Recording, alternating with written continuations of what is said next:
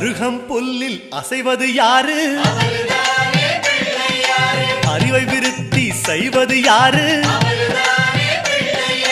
மண்ணை குழைத்தால் வருவது யாரு? மண்ணை காக்கும் சாமியும் யாரு? வெள்ளையருக்கில் உள்ளது யாரு? வெற்றி கொடுக்கும் நாயகன் யாரு? முன்னே வந்த சாமியும் யாரு? அவரும் வாழ்வது எங்கே கூறு?